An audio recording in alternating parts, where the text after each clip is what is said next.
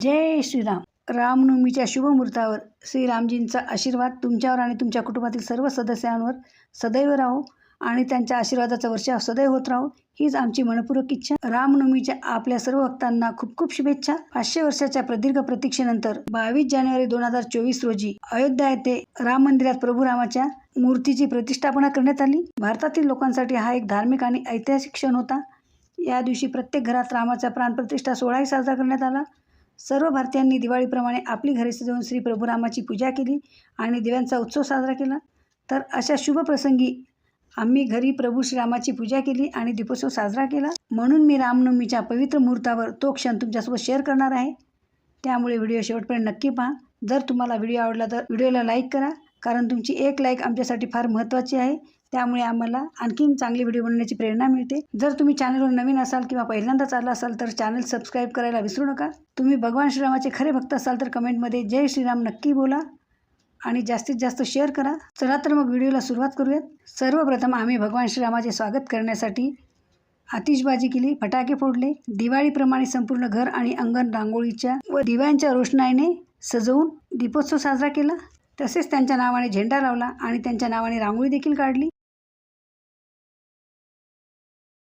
मी घरामध्ये सुरुवातीलाच पूर्वतयारी करून घेतली होती। मी घराच्या पूर्वेला एक चौरंग ठेवला। चौरंग मांडण्यापूर्वी मी संपूर्ण घराची व त्या पूजेच्या जागेची साफसफाई करून घेतली। चौरंगावर राम दरबाराचा फोटो स्थापित केला। फुलांच्या झाडांच्या छोट्या छोट्या फांद्या चौरंगाला लावून घेतल्या। फुलांच्या माळा देखील लावल्या आणि विद्युत रोषणाईने चौकी पूर्ण सजवून घेतली। अयोध्या मंदिरातील पुतळा आणि भगवान श्रीरामाचे चित्र असलेला ध्वज माझ्याकडे होता, तो देखील मी इथे लावून घेतलेला आहे।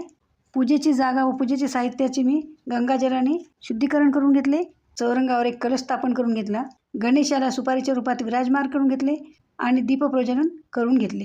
सर्वप्रथम त्यांनी फुलांच्या साहाय्याने श्रीरामांना, लक्ष्मीला, गणेशाला सगळ्यांना स्नान करून घेतले। बाप्पाला हळदी, कुंकू, फुले अर्पण केली। नंतर कलशाचे पूजन करण्यात आले। दीपपूजन केले आहे।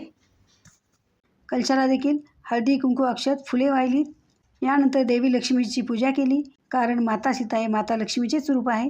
माता लक्ष्मीला आम्ही दोघांनी हळदी, कुंकू, अक्षत व फूल समर्पित केले आहे। आता चौरंगावर प्रभू श्रीरामाच्या दरबाराचे जे फोटो मी स्थापन केलेले आहे त्यांची पूजा करून घेत आहे।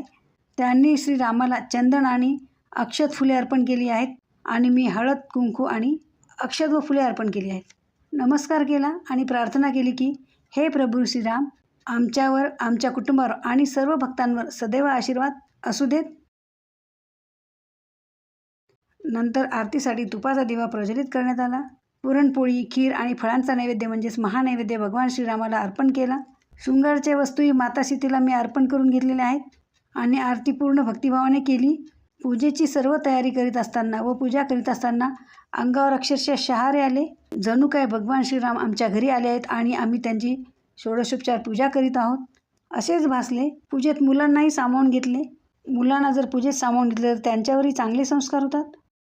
संक्रांतीचा महिना चालू होता, त्यामुळे या शुभ मुहूर्तावर मी हळदी कुंकाचे देखील आयोजन केले होते। त्यानिमित्त हळदी कुंकासाठी आलेल्या महिलांची मी ओटी भरली आणि सर्वांना प्रसाद देखील वाटला। शेवटी श्रीरामांना हात जोडून त्यांचे आशीर्वाद घेतले।